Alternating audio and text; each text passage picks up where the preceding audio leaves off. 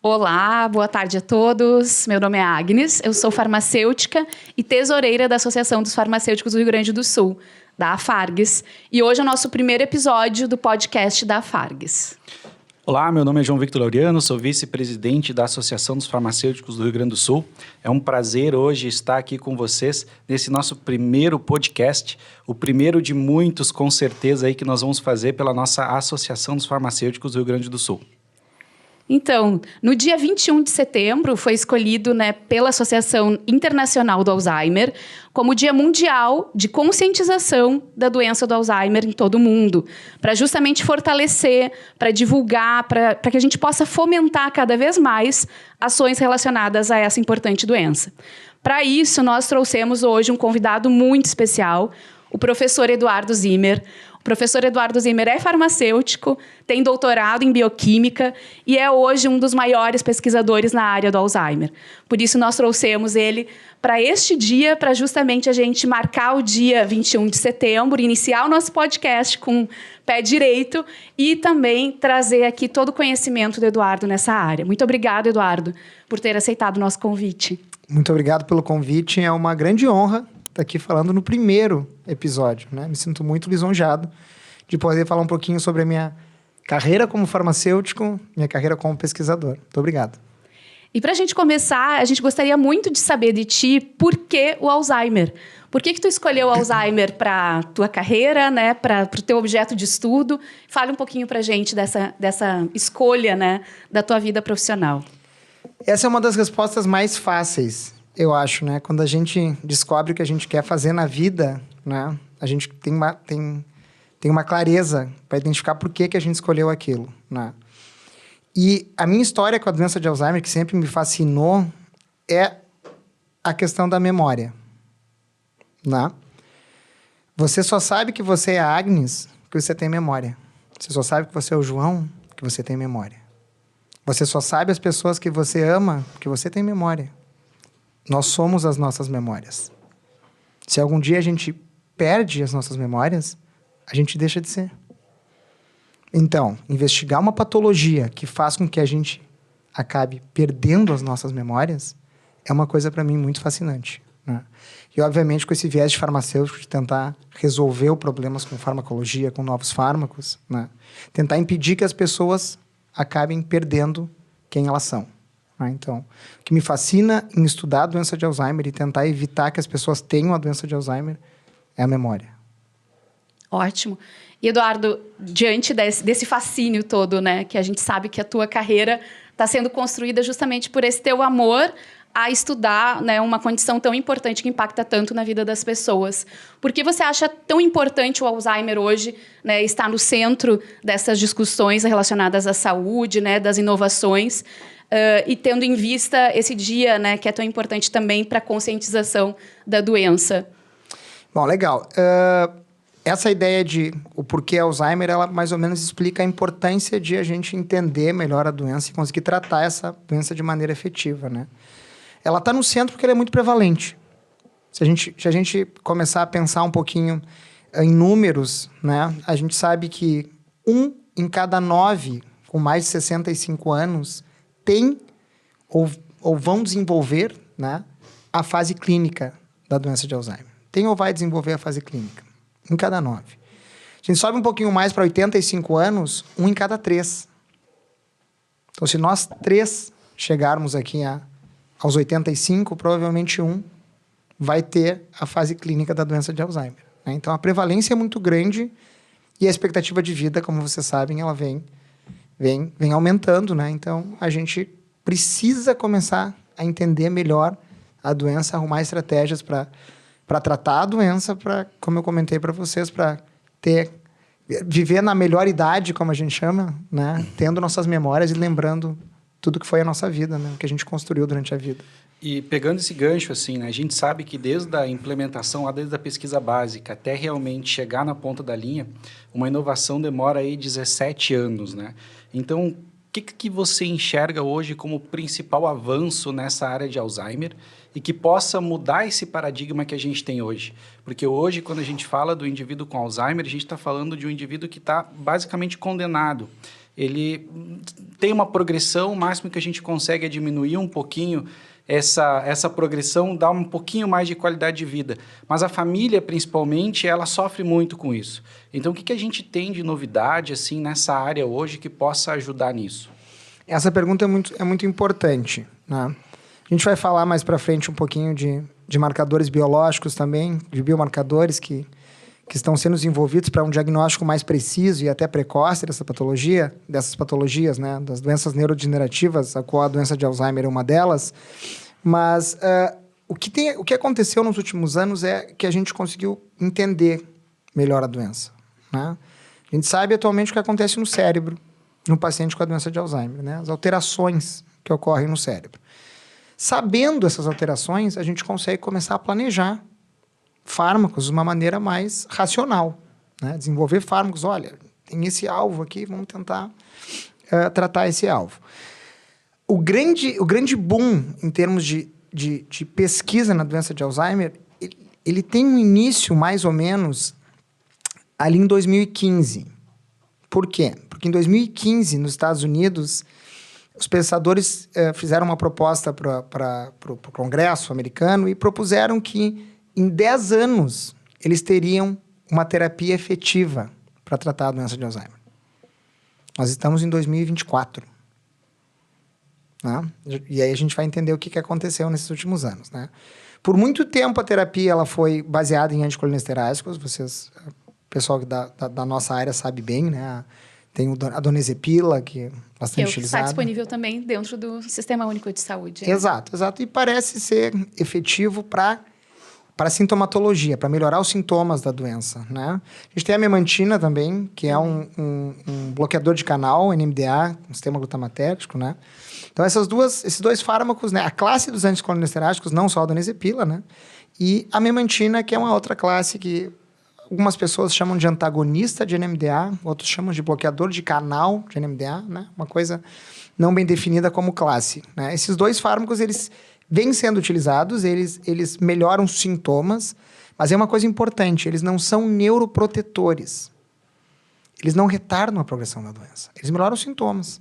A doença segue progredindo. Se você avaliar o cérebro do indivíduo, ele segue atrofiando.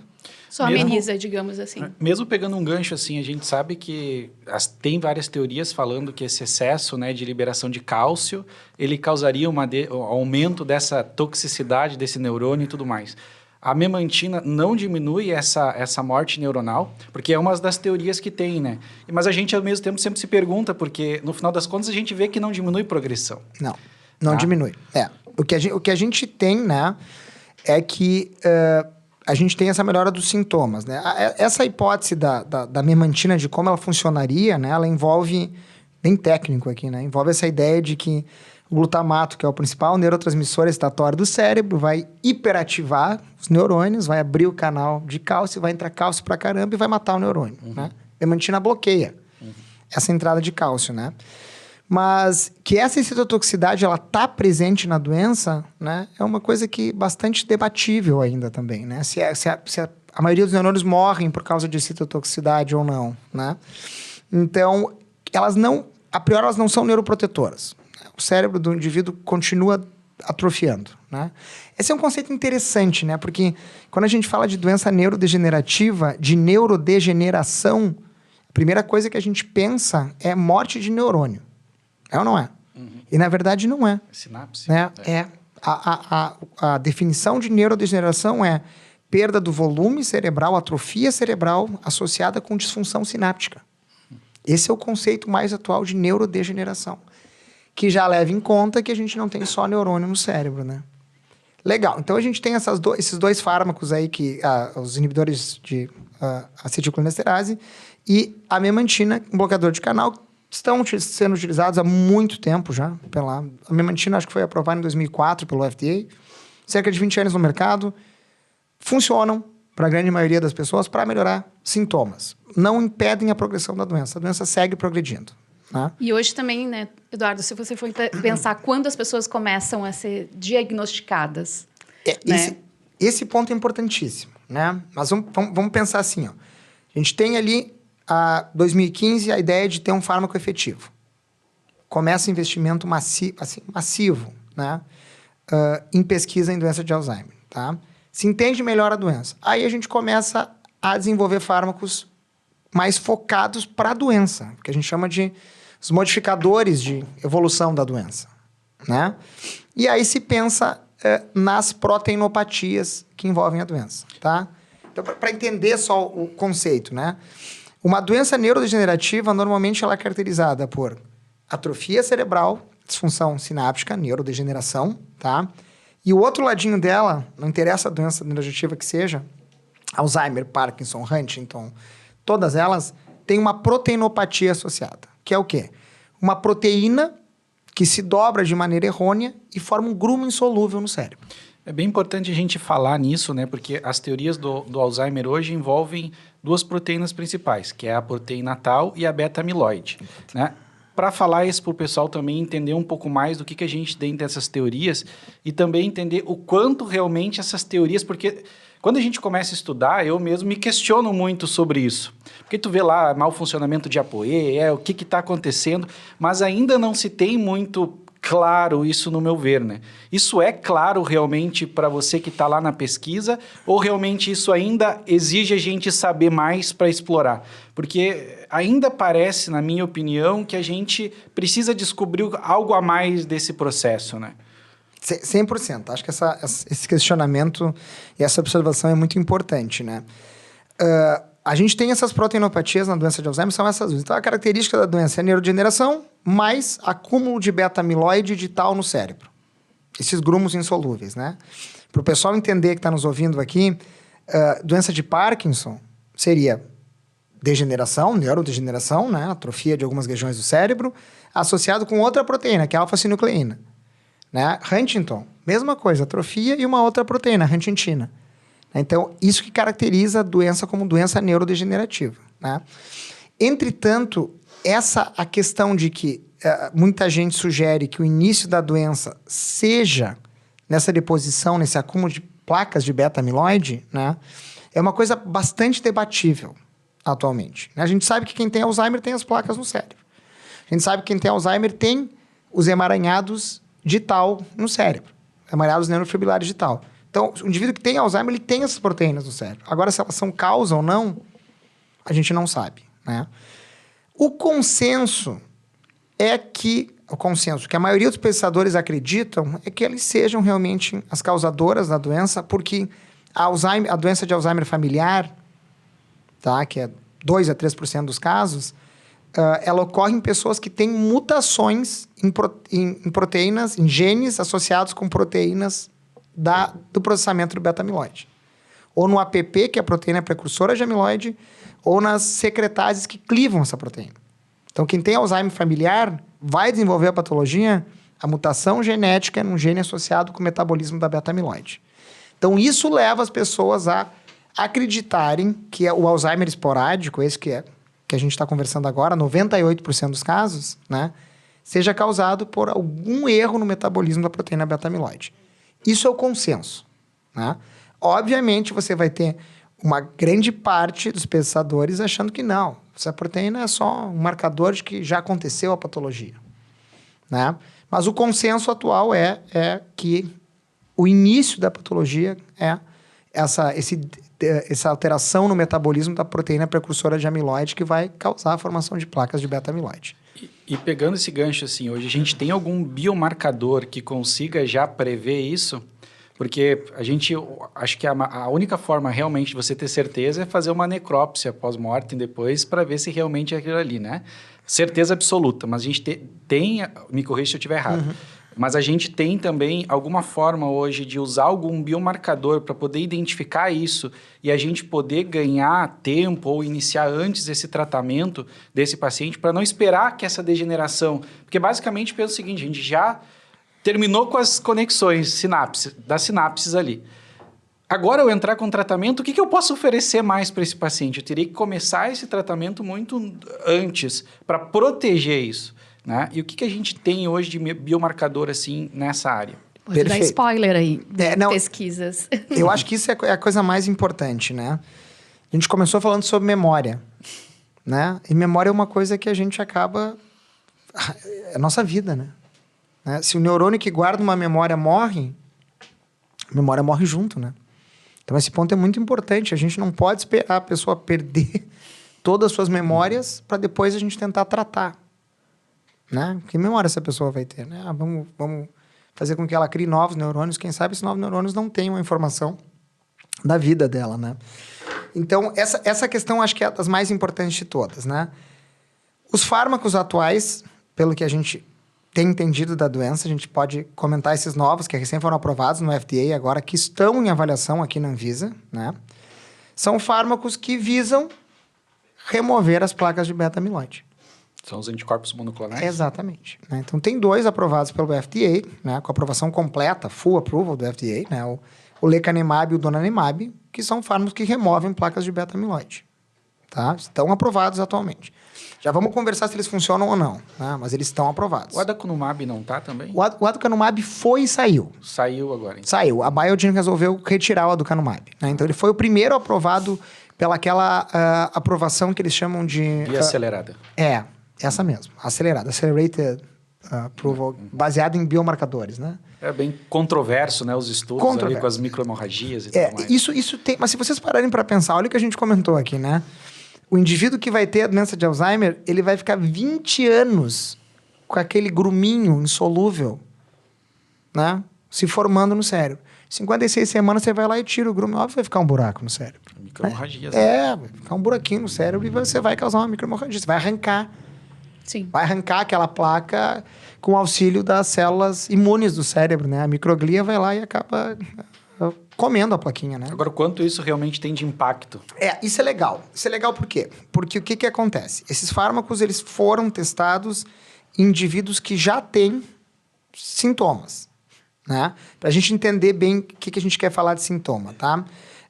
A gente tem uma fase clínica da doença que a gente chama de CCL, comprometimento cognitivo leve. O indivíduo tem deterioração na cognição, né? Alguns domínios cognitivos, ali, tem lapso de memória, confusão, espaço-tempo. E a gente tem uma outra fase que a gente chama de demência. Fase de demência causada pela doença de Alzheimer. Nessa fase, o indivíduo, além de ter a perda cognitiva, ele tem perda de função, da dependência dele. Ele não consegue desempenhar atividades do dia a dia sem ajuda. Então, essa é a fase que o indivíduo tem demência causada pela doença de Alzheimer. Então, a doença tem um contínuo clínico, né? Que vai progredindo até chegar na fase de demência, né? Esses novos marcadores que você comentou, os biomarcadores, eles entram para a gente conseguir fazer um diagnóstico precoce da doença. Esse é o ponto principal, né? Antes dos sintomas. Né? Então, vamos pensar, isso eu sempre acho que é uma coisa que as pessoas acham controversa, e eu não acho controverso, porque todo mundo já ouviu falar aqui de pré-hipertensão, de pré-diabetes, de estágio 1 de câncer, né? Normalmente, esses 3 exemplos que eu dei aqui, a gente pode expandir eles para várias áreas médicas, né? São exemplos onde as pessoas são assintomáticas. Você descobre que você tem pré-diabetes quando você faz um exame de sangue. Opa! E tem um porquê clínico bem importante, né? Justamente por isso. Exato. Você descobre, vou fazer um check-up. Deu 150 glicose de jejum. Opa! Não, obviamente, já não é pré-diabetes, né? A própria diretriz de hipertensão mudou agora, trazendo uma pré-hipertensão para níveis muito mais baixos, né? Então, para a gente se preocupar antes, né? E tudo baseado em evidência clínica de pesquisa mostrando que tem que ser mais baixo. Né? Aumenta a sobrevida se você tem a pressão controlada. Então, nós estamos falando de um pré-Alzheimer. De um pré-Alzheimer. De um pré-Alzheimer. Então, esses marcadores, eles acabaram permitindo, eu já vou contar um pouquinho mais para vocês, a ideia de um pré-Alzheimer, tá? Breve componente histórico. Primeiro critério de diagnóstico saiu em 1984. Um diagnóstico clínico, onde biomarcador era utilizado para descartar outra causa. Falta de alguma vitamina, algum outro diagnóstico diferencial. Exato. Isso aqui, o cara está com um outro problema, por isso que ele está com lapso de memória. 84, critério completamente clínico, e o indivíduo era diagnosticado com provável Alzheimer. Né? Pós-óbito do paciente, se avaliava o cérebro, se procurava placas de beta-amiloide e emaranhados de tal, para dar o Alzheimer definitivo. Confirmação de que esse indivíduo tinha doença de Alzheimer. Tá? Isso em 84. Em 2004, 20 anos depois, se desenvolveu o primeiro exame de neuroimagem utilizando a tomografia por emissão de pósitrons, que todo mundo conhece como PET scan, que usa um radiofármaco, né? Um fármaco marcado com radioisótopo de curta vida, né? De meia vida curta, e se desenvolveu um primeiro radiofármaco que tinha afinidade por placas de beta-amiloide. Aí, pela primeira vez em 2004, a gente vê um paciente com critério clínico de Alzheimer tendo placas de beta-amiloide confirmadas em vivo por um exame de neuroimagem. Isso acabou mudando tudo, né? A partir de agora, a gente conseguia ver se aquele cara que tinha declínio cognitivo tinha placas de beta-amiloide no cérebro ou não, que era a característica da doença de Alzheimer. Então, a gente chegou no momento que, olha, esse indivíduo tem declínio cognitivo e está associado com a doença de Alzheimer, porque ele é positivo para placas de beta-amiloide, 2004. Tá? Nessa época, mais ou menos, a gente já estava vendo bastante utilização dos exames licóricos, né? De exame de líquido cefalorraquidiano, né? A gente tem a punção lombar, remove o líquido que fica em volta do cérebro e se avalia beta-amiloide e tal, concentrações no cérebro, né? Concentrações no líquor para avaliar se tem ou não tem a patologia no cérebro. Então, mais ou menos ali em 2004, por aí, a gente começa a ter marcadores capazes de identificar a doença antes do indivíduo vir a óbito, né? Então, a gente começa a ter biomarcadores, né, mensuráveis, capazes de determinar a causa do declínio cognitivo, né? 2004. Então, a gente tem o primeiro critério em 84, 2004, o primeiro biomarcador de imagem, que deu aquela questão visual de placas. 2011, vem um novo critério. 27 anos depois do critério de 84, vem um novo critério que já combina clínica com biomarcador. Então, você já começa a colocar olha, o cara parece ter a doença de Alzheimer, vamos lá ver se ele tem placa no cérebro. Vamos lá ver se ele tem tal no cérebro. Né? Começa toda essa jogada, 2011. Tá? Mas esse critério novo é um critério sugerido para uso em pesquisa clínica. Né? E ele começou a ser confundido. O pessoal começou a usar na clínica esse critério, né?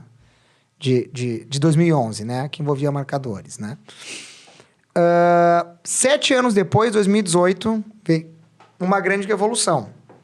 Em 2018, um outro critério para pesquisa clínica, tá? Onde ocorre um divórcio entre a fase clínica e a fase biológica da doença.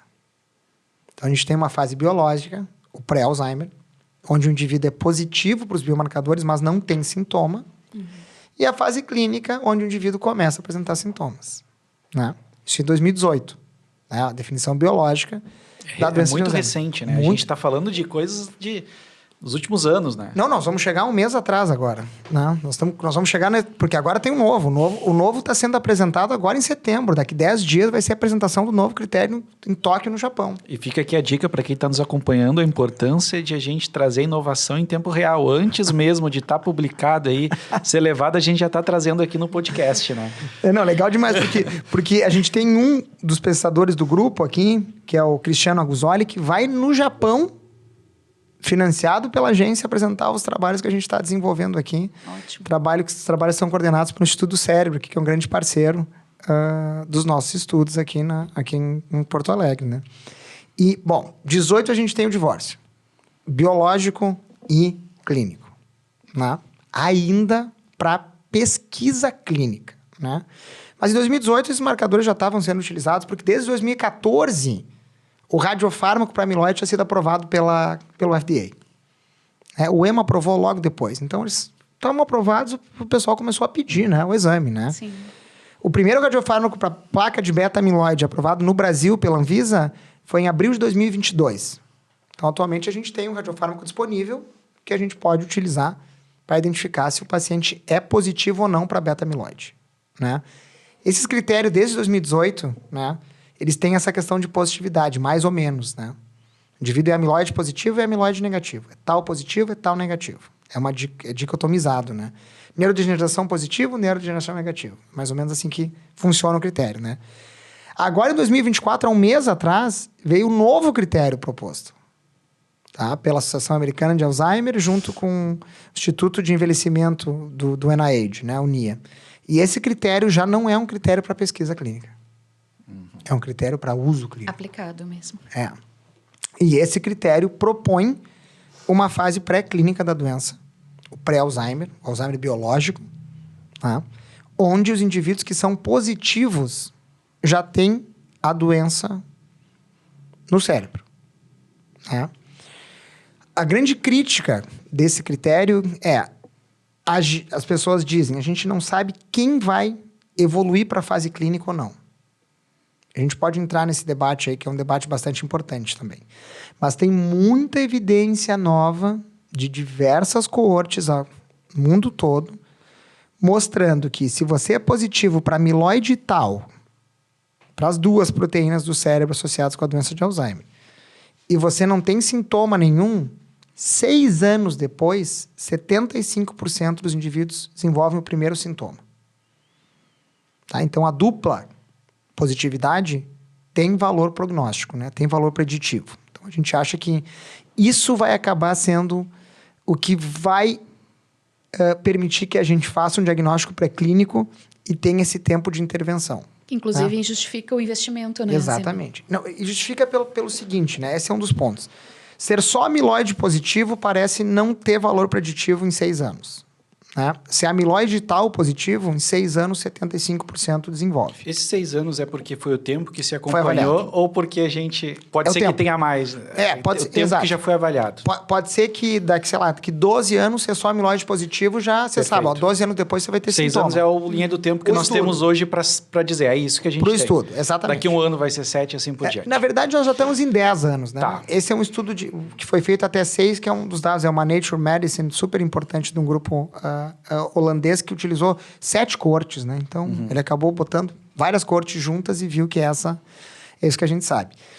Ser só amiloide positivo nesse estudo não teve valor preditivo, né? Então, ser só amiloide a pessoa não desenvolve, não teve a conversão clínica, como a gente chama, né? Mas existem coisas importantes que vêm avançando cada vez mais, né? Vamos supor, tá? Que você, com seus 65 anos, tenha um diagnóstico de positividade para amiloide no cérebro, sem sintoma nenhum. 0 sintoma, tá? Você sabe que você tem um risco aumentado de desenvolver a fase clínica da doença de Alzheimer. Vamos fazer algo antes já. Vamos fazer algo antes. E aí a gente tem os artigos da comissão de demência da Lancet, né? Que desenvolvem os riscos modificáveis.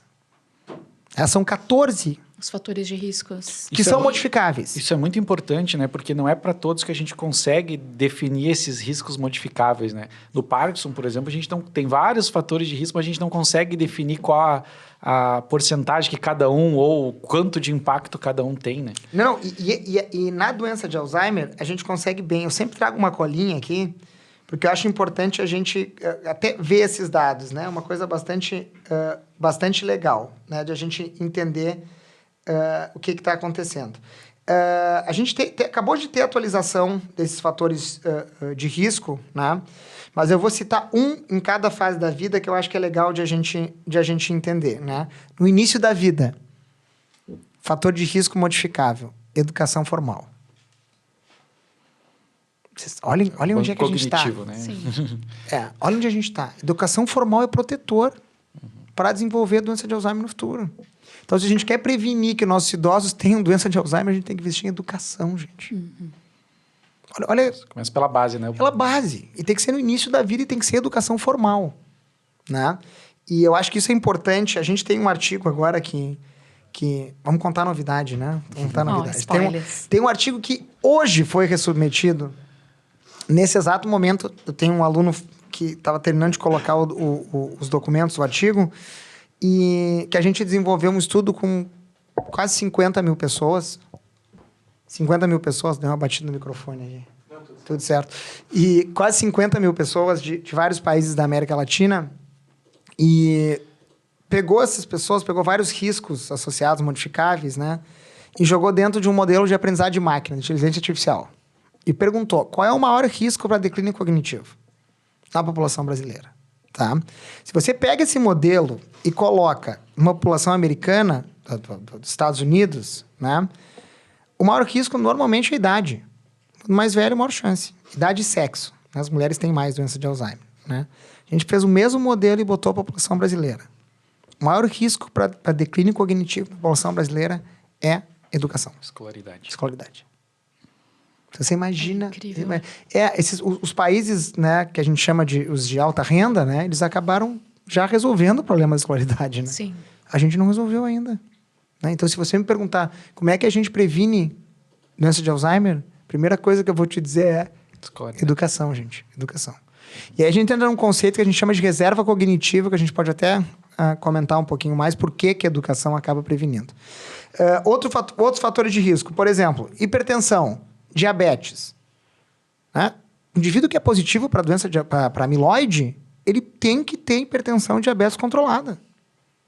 Né? Se ele não tiver, ele vai ter mais chance de desenvolver a doença.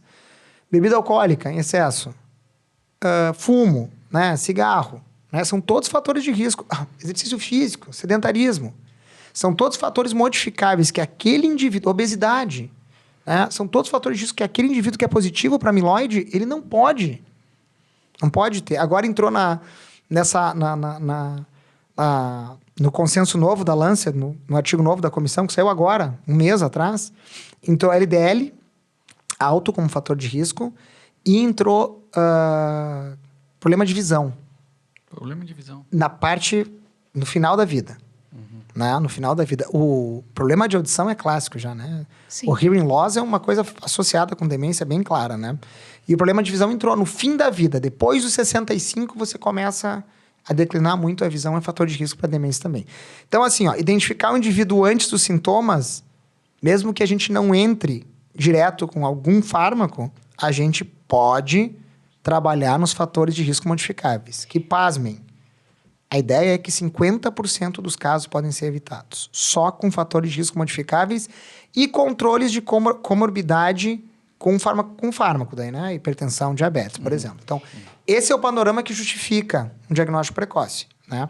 Agora, esses anticorpos novos, tá?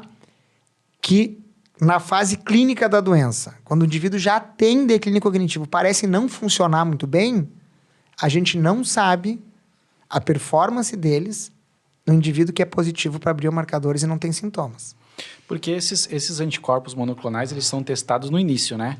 Porque eu não vi esses demais. O adaconumab, eu me lembro de ter lido o estudo e era para pacientes bem iniciantes, assim. O paciente mais grave já não entrava, né? Eles continuam com essa abordagem mesmo, aí é início. Tem que ter clínica. Tem que ter clínica. Tem que ter algum declínio cognitivo. Mas e será que não deveria ser baseado nesse processo de... Se você já tem os biomarcadores, você nem teve ainda, eu já uso o anticorpo para prevenir a formação dele? Acho que é esse o ponto que a gente tem que evoluir, né? E é onde eles estão desenvolvendo agora, né? O primeiro estudo que mostra isso, não está publicado ainda, é com outro anticorpo, o gantenerumab, que utilizou em indivíduos com doença de Alzheimer familiar, que estão tomando esses anticorpos há 8 anos já. Tá? A metade dos indivíduos não desenvolveram declínio cognitivo na idade esperada. 50%. É bastante. Né? Então, assim, o que a gente tem? Não parecem funcionar muito bem quando o indivíduo já está na fase clínica e a gente tem a esperança de que eles vão funcionar bem nesses indivíduos que são positivos, estão na fase biológica da doença. Então, esse é o estado da arte atual de tratamento de terapias na doença de Alzheimer. Até pensando nas microhemorragias, porque se ela está diminuindo, se eu nem formei, eu não vou ter as microhemorragias, então, que seria o principal problema que eu vejo hoje deles. Você vai formar igual porque o biomarcador detecta a placa. Tá. A placa vai estar lá, mas você remove, hipoteticamente, antes de ter a disfunção sináptica. Entendi. Né? Antes de ter a neurodegeneração. Antes de ter atrofia cerebral, né? Porque a placa, a gente acha, baseado em evidência científica, né? Que 20 anos antes dos sintomas, ela tá lá já, gente. Então, o indivíduo que vai desenvolver com 65, com 45, ele já tá com a placa lá. Mas eu não Olha a consigo ver janela. no PET scan, daí. Consegue. Consegue. O problema é que a gente não pede o PET scan. E nem tem indicação, né? Atualmente, né? Então a gente precisa entender bem o que significa ser amiloide positivo, né? Um dos problemas com tudo isso que a gente está contando para vocês. Vamos fazer um exame de imagem para ver placa de beta-amiloide. R$10.000. Não tem como, né? O Medicare está pagando nos Estados Unidos agora, 2 por vida. Né? Então, os Estados Unidos já começou a pagar o exame de... A gente não vai conseguir pagar aqui. Não. O SUS não vai conseguir pagar R$10.000 para as pessoas fazerem um exame de amiloide. Ah, não, beleza, vamos fazer um exame de líquor. Punção lombar. Também. Alguém altamente, um médico altamente especializado para remover líquor, né, numa punção lombar. Complexo. Mais o exame. Impossível. Tudo começa a mudar completamente inteiro. A gente está em biomarcadores, né? Em toda a farmacologia estão em biomarcadores. Né? Tudo começa a mudar completamente em 2020. Porque em 2020, baseado na ideia de que o que está acontecendo no cérebro vaza para o sangue, né? Vamos desenvolver marcadores sanguíneos. E a área ficou 20 anos tentando marcadores sanguíneos. Todo mundo tentava ver no sangue amiloide e tal, algo do tipo. E a gente não conseguia porque a quantidade que tem no sangue é muito pequena. Né? E, por exemplo, a amiloide. A amiloide vem do cérebro, mas vem da plaqueta também. A gente não sabe se é a plaqueta que está liberando a amiloide ou o cérebro. Né? Isso ficou... as pessoas ficaram muito tempo pesquisando e tal. Em 2018, 2019... a gente começa a ver os primeiros resultados aparecendo de um exame que parece ser sensível o suficiente, né? Em 2020, março e abril, a gente tem 4 artigos publicados, um atrás do outro, né? Mostrando que... Do mesmo grupo?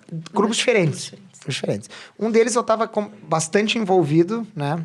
Pra vocês terem uma ideia, eu estava tão envolvido com eles que quando eu vi os resultados, né, desse estudo em 2018, né, a gente entrou em contato com o Ministério da Saúde, dizendo, olha, existe um teste que parece que é capaz de identificar a doença de Alzheimer antes dos sintomas.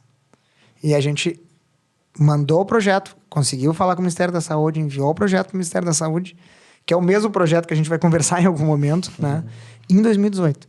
O Brasil teria sido pioneiro mundial em diagnóstico precoce da doença de Alzheimer. Se naquela época alguém tivesse tido a visão, olha, isso aqui realmente vai mudar tudo. Sim. Pessoal, são 40 milhões de indivíduos com mais de 60 anos no Brasil. Baseado na literatura, 25% desses caras, 10 milhões de pessoas, cerca de 10 milhões de pessoas, tá? São 37 milhões, na verdade, mais 60. 8, 9 milhões de pessoas são positivos para biomarcadores da doença de Alzheimer. E esse número, a tendência é aumentar muito, né? A perspectiva é ir para 60 e tantos milhões. Da população. Né? Em termos de... em termos de demência é para aumentar muito porque a gente está vivendo mais, né? Mas indivíduos que são saudáveis, mas são positivos, né? Para Alzheimer biológico, a gente acha que tem aí 7, 8, 9 milhões de indivíduos que já poderiam começar a cuidar dos fatores de risco modificáveis, né? Então, tem um espaço bastante importante. E é nesse momento que a gente está agora com várias... No mundo todo, né? Todo mundo validando esses marcadores sanguíneos e entendendo como é que eles vão funcionar e como é que vão ser implementados. Ainda está em fase de validação. Não temos nenhum ainda que esteja... Vários em fase assim... Por exemplo, né? Se você procurar aqui no Brasil, você vai conseguir fazer um exame de sangue de Alzheimer. Né? Um exame que se coleta sangue e se envia para os Estados Unidos e eles avaliam. Né? Entretanto, não existe um valor de referência para a população brasileira. Né? A gente sabe o colesterol é uma coisa universal. Né? A gente sabe que o colesterol está bom baseado no valor de referência. Né? Valor de referência para marcadores de Alzheimer no Brasil ainda não foram desenvolvidos. Né? A gente não tem um estudo nacional mostrando, olha, isso aqui é positivo, isso aqui é negativo, e a partir daí a gente consegue organizar melhor. O que a gente sabe já, baseado num estudo de um dos alunos do grupo aqui, que é um doutorando do grupo, e aluno de medicina também, um programa que chama MD-PhD, né? Eles fazem, o aluno de medicina faz... Incentiva, né, para fazer doutorado durante Ele faz medicina durante a graduação. Ele faz o doutorado durante a graduação em medicina, né? A gente tem discutido muito isso, né? Com a ideia de o MD-PhD se tornar uma coisa que funcione para qualquer área. Né? Imagina, o farmacêutico está fazendo a graduação e fazendo doutorado ao mesmo tempo. Tem alguns critérios, né? Quantos alunos vocês tiveram na vida que você olha, cara, esse cara aqui é brilhante, ele tem maturidade. Né? Ele tem maturidade suficiente para terminar a graduação sendo doutor já. Uhum. Por que não? Eu vejo ICs, né, alunos de iniciação científica do meu grupo, que são da farmácia, da biomedicina, que certamente seriam doutorandos, pelo grau de maturidade o que já fazem dentro do laboratório, né? Esses programas são muito legais, acho que facilitam o pessoal a entender ciência, né? Porque, pô, ser profissional da saúde sem entender ciência é brabo, né? Difícil. É complexo. E a própria graduação, ela não te dá muito isso, né? A gente fala, eu sou professor de universidade privada, então nem se fala. Então, a pesquisa, ela fica muito distante do... E na medicina também é muito difícil, né? Principalmente porque eles muito. Não têm tempo. Não, porque eles não têm tempo e eles saem e vão fazer residência. Também. Então, o doutorado acaba virando para 10 anos depois de que eles ingressaram.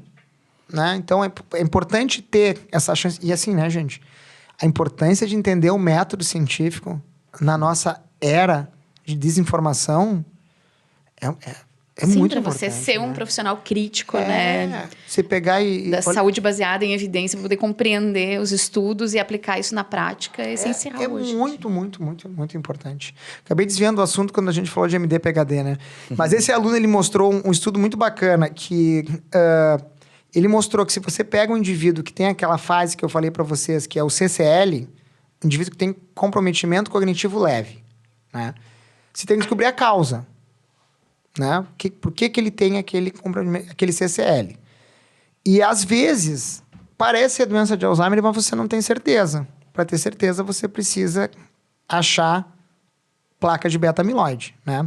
E ele mostrou num estudo muito legal, publicado na Nature Aging agora, que em 86% dos casos, com exame de sangue, você consegue identificar se é amiloide ou não. Exame de sangue. 86%. Isso é muito bom. Só 13% precisaria de um exame de imagem. Então, 86% dos casos, ele dividiu os grupos entre claramente anormal, normal e aquela gray zone, a zona cinzenta. Tem 13% na zona cinzenta que você não sabe. Que o exame de sangue, né? Ele não funcionou. Consegue ter essa sensação. Aí você tem que fazer o exame de imagem. Mas 86% dos casos, você pode dizer é Alzheimer ou não a causa do declínio cognitivo? Espetacular, né? Cria uma coisa que eu acho importante de comentar é... Quando a gente vem falar de exame de sangue para o cérebro, né? A gente tem exame de sangue para todos os órgãos, gente. O rim tá mal, faz exame de sangue. O fígado tá mal, exame de sangue. Por que a gente não pode ter um exame de sangue para o cérebro? Mas Por que o cérebro isso, né? tem que parar de funcionar para a gente dizer que tem um problema? É a evolução, né? Acho que o cérebro ele ficou muito tempo, assim... O Alzheimer, o Parkinson, eles estão até mais avançados, assim, em relação a biomarcadores... Porque se tu pega qualquer outro transtorno, a gente não tem nenhum biomarcador. Imagina você pegar hoje... A população é ansiedade, depressão, não tem nenhum biomarcador. Mas será que não é possível ter um biomarcador?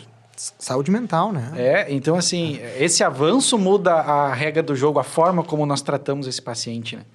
Eu acho que a grande diferença quando a gente entra bem na área da psiquiatria, da saúde mental, é que a gente ainda está na fase de entender a biologia dessas doenças.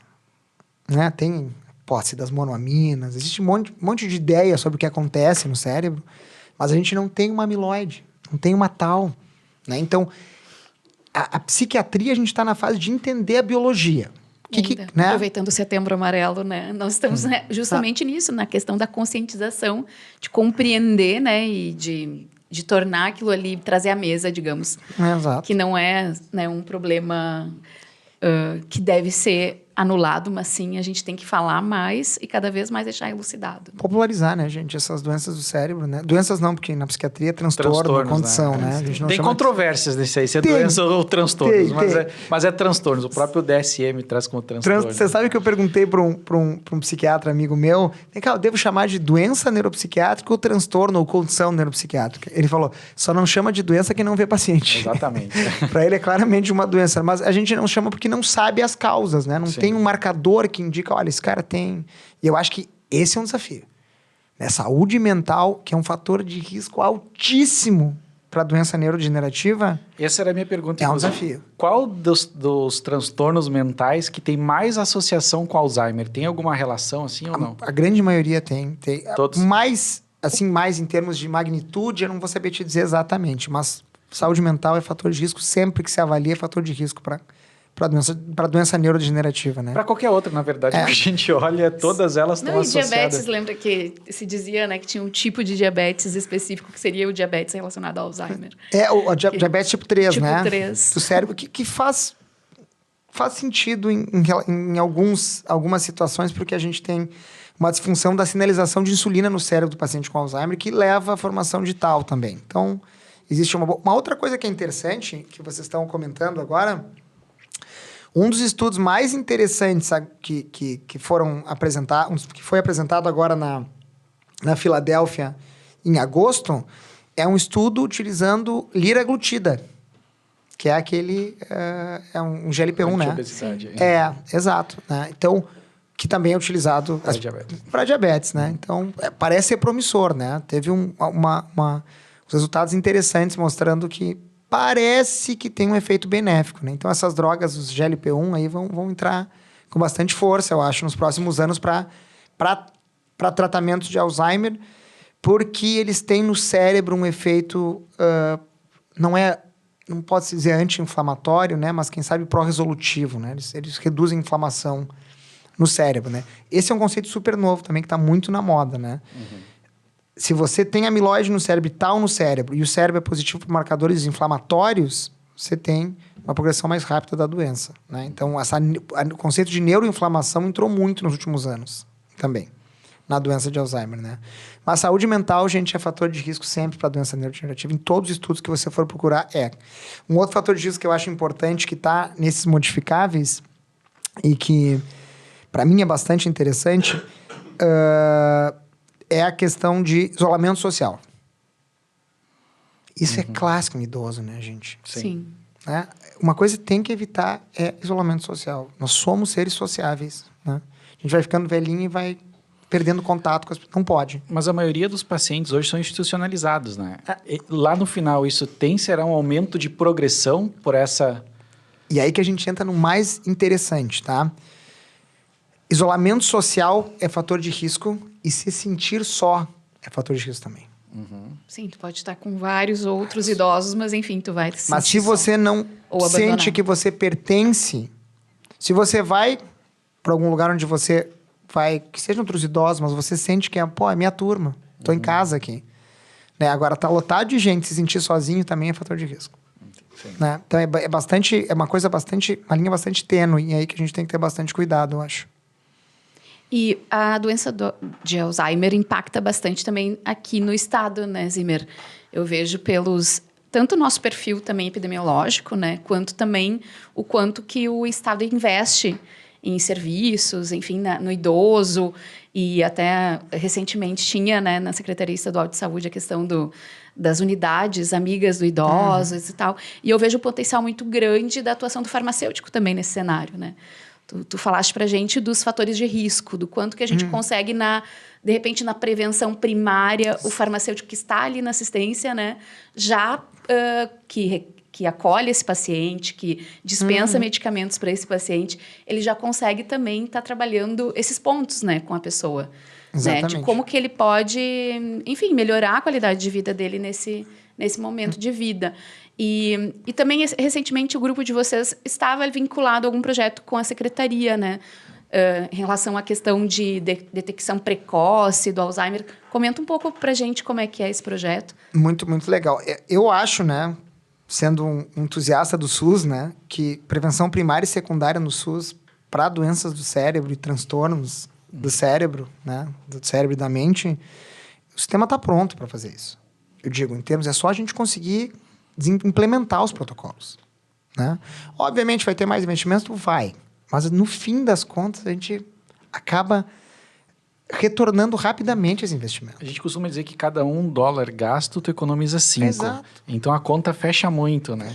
Eu Por isso que concordo. as grandes empresas têm investido em saúde mental dos seus funcionários, né? Porque Exato. é absenteísmo, presenteísmo associado a isso. E essa medicina que a gente fala antes de prevenção, né? Medicina preventiva, né? A gente está envelhecendo, né? A população está envelhecendo, a gente precisa trabalhar com prevenção, né? E eu tenho muito orgulho do que está acontecendo aqui no estado, né?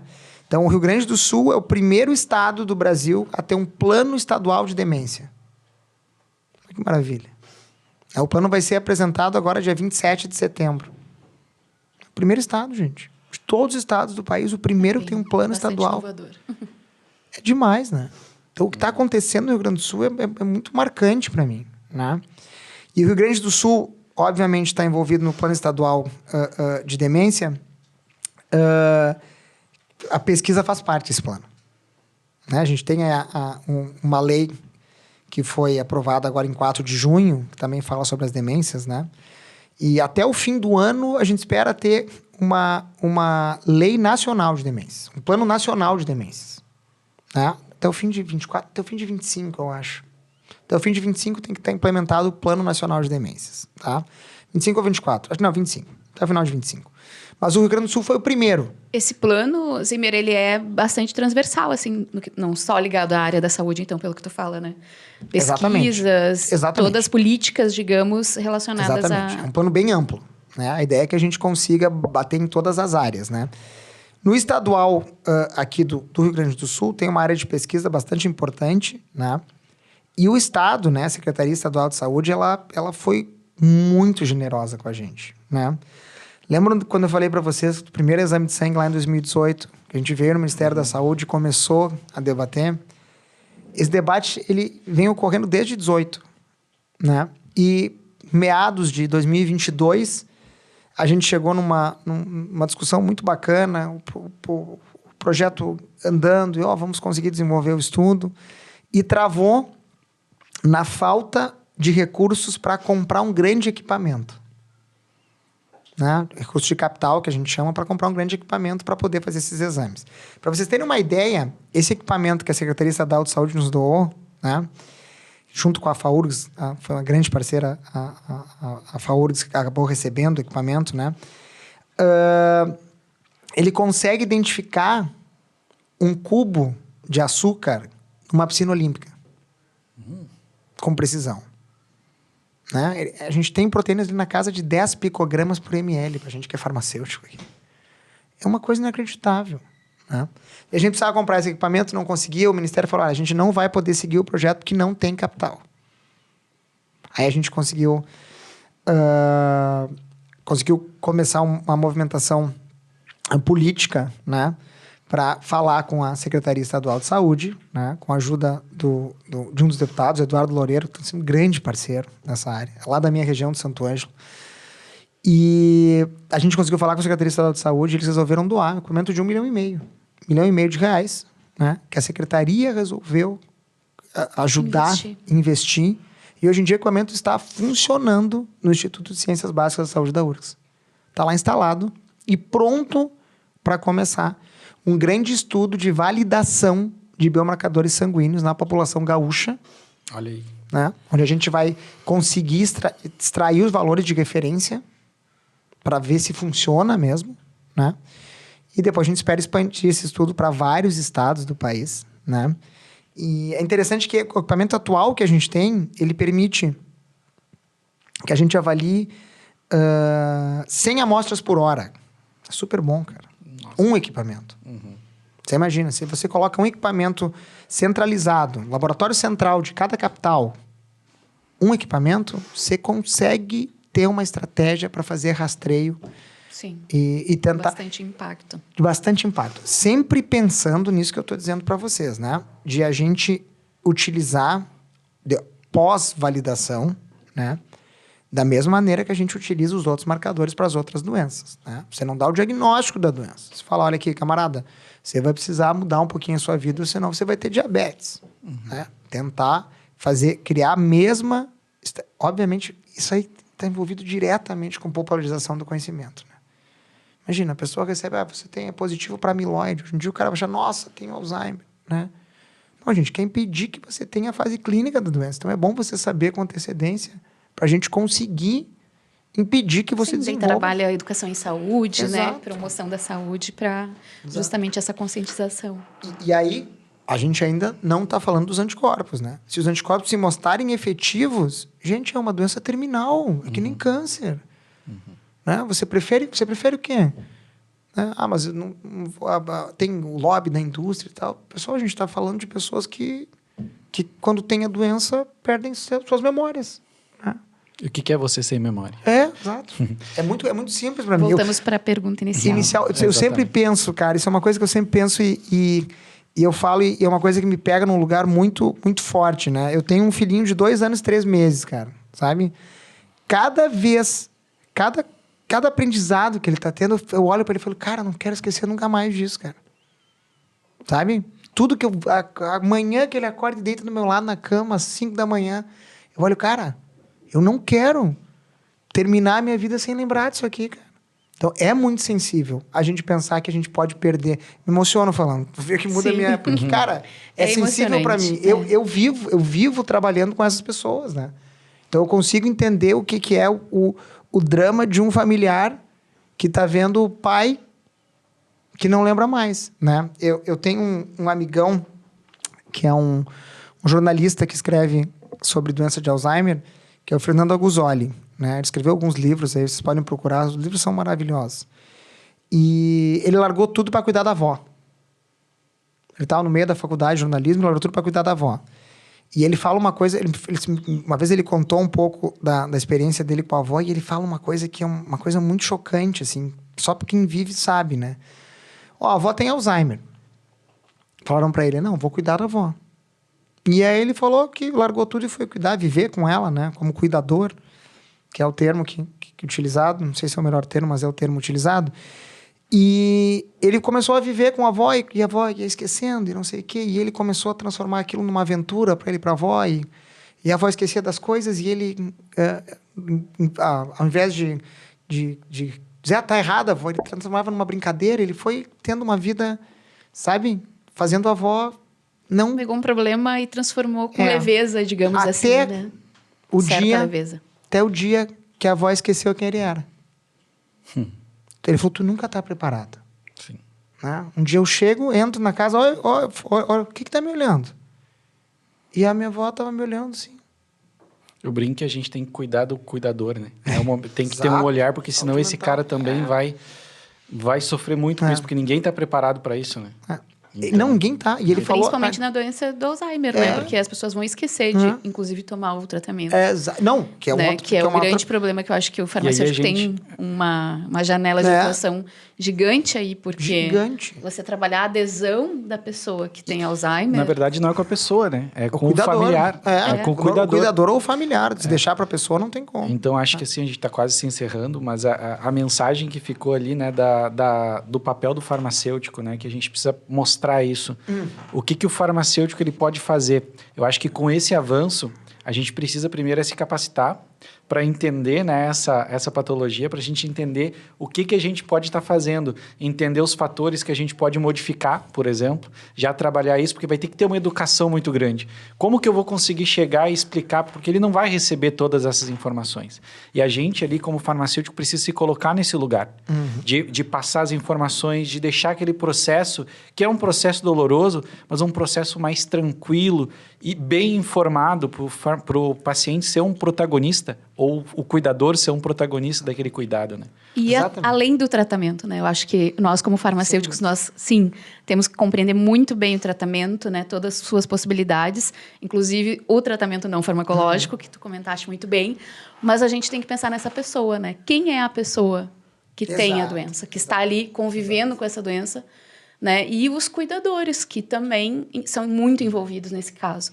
Então, acho que quando a gente puder dar esse passo, né, e o farmacêutico tiver cada vez mais consciência disso, a gente vai estar ganhando muito, né? Porque nós estamos em todos os espaços, desde a atenção primária, atenção especializada, né, no hospitalar, na farmácia hospitalar, e a gente convive com a pessoa que tem Alzheimer em todos esses ambientes, né? Você sabe que o momento é muito claro, do que o João comentou agora, o momento é muito claro de educação científica, médica, farmacológica, farmacêutica na área. Tem muita coisa nova, né? Você imagina.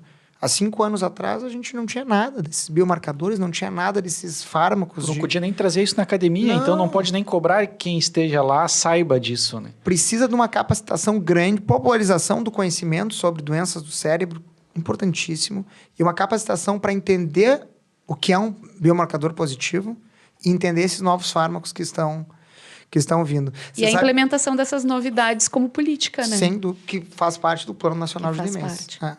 Você sabe que essa... eu me lembro como termina essa história quando o Fernando, jornalista, a avó fala que não sabia quem ele era, né?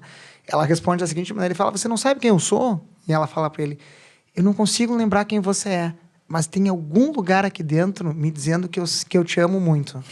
Essa foi a frase que ele escreve no livro, né? Foi a primeira vez que a avó esqueceu dele, foi assim que ela falou com ele. Então, cara, não tem como não se sensibilizar com uma doença dessas, né? Então, você imagina, né? Mas eu acho que é uma área que tem bastante avanço.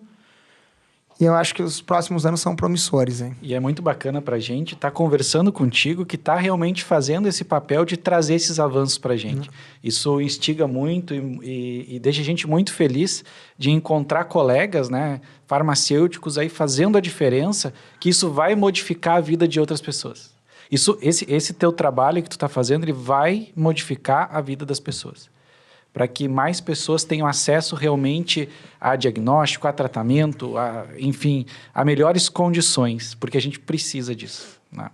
A gente queria te agradecer, a gente se emociona também. Eu acho que dá para te fazer com ele ainda, um jogo rápido aqui para a gente encerrar. Um jogo rápido. A gente tem uma fase do nosso podcast, que é a fase do desafio. A gente ficaria conversando contigo horas e horas, Imer, e eu tenho certeza que todo mundo vai gostar muito de assistir esse podcast, né, e saber de todas essas inovações que a gente conversou hoje. Mas eu tenho um desafio, que é a gente pensar um pouquinho. Eu queria que tu desse, em uma frase, assim, uma mensagem para aquela pessoa, o farmacêutico, né, que está iniciando aí a pesquisa ou o trabalho relacionado ao Alzheimer. Numa frase, passe essa mensagem para quem está nos assistindo. Quem quer trabalhar com Alzheimer, uma frase. Acho que tem que focar 100% em prevenção, né? Você tem um tópico que eu acho que precisa ser mais investigado, a gente precisa botar todos os esforços a prevenção, evitar que as pessoas percam as memórias. E pensando nisso, para o Imer de 40 anos, né, na frente aí, qual é a memória que tu gostaria hoje de deixar registrado para você mesmo? Como eu falei para vocês no início, eu sou pai de primeira viagem, né? Então, as memórias do meu pequenino acabam... Só quem é pai, né? Quem é mãe sabe o que é ter um filho, né? É realmente, como diz o Pedro Cardoso, é sublime. É como sair fora do próprio corpo, né? Então, acho que as memórias que eu quero guardar desde o primeiro dia que ele nasceu e pegou no meu dedinho, né? Quero lá com 80 anos, com 100 anos, lembrar daquele aperto no dedo. Então tá, muito obrigada. E com essa mensagem a gente finaliza, então, nossa primeira edição do podcast, que começou, então, com, né, com... Chave de ouro, né? Assim, nós estamos... Não é com chave de ouro, é encerramento, né? Como é que... Ela encerra hoje com chave de ouro. Ela encerra hoje com chave de ouro, o primeiro episódio aí de uma série, né, que virá. Mas a gente agradece muito, a gente se sente muito orgulhoso de ter você como colega, né, e parabéns pelo trabalho brilhante, parabéns por ter, né, recebido recentemente esse prêmio, né, que é um prêmio prestigiado no mundo inteiro como pesquisador na área do Alzheimer. E obrigado por trazer esse conhecimento para a gente aqui em primeira mão. Muito obrigada, Imer, e parabéns pelo trabalho. A gente agradece, é um prazer, foi um prazer a gente poder estar conversando aqui. Eu poderia ficar aqui conversando sobre esse assunto mais uma semana inteira, assim, porque eu tenho muitas curiosidades, né, nessa área, e a gente precisa se atualizar mais. A saúde mental é algo que eu bato muito na tecla. Nós, como farmacêuticos, temos um papel essencial nessa jornada, e se cada um pudesse se doar um pouquinho mais, como tu está se doando, né, e fazendo a diferença, a gente teria resultados muito melhor. Então, a mensagem que fica aqui é: precisamos cada vez mais de profissionais como você na nossa área. Então, um prazer aqui ter te recebido e que possamos recebê-lo mais outras vezes, né? Que tu venha aí compartilhar com a gente. Agradeço muito o convite, foi um grande prazer. E só deixar um último recado que eu acho importante. Meu laboratório tem 38 alunos hoje. É um laboratório gigante, né? As pessoas trabalhando em diversas áreas, né? Meu tempo ficou muito escasso, né? Muitas palestras, muitos alunos, né? E hoje em dia, um dos meus lemas é só participar daquilo que eu realmente acredito, né? E quando vocês me convidaram, quando a Águia entrou em contato pela primeira vez, me contou a proposta de vocês. Acredito muito nesse projeto aqui. Acho que é uma proposta de se comunicar com os outros farmacêuticos, comunicar com a comunidade, se comunicar com os outros profissionais da área da saúde. Então, essa é uma dica que eu digo para todas as pessoas. Só façam aquilo que vocês realmente acreditam que deve ser feito. Obrigada. E a gente fica lisonjeado, né? Obrigado.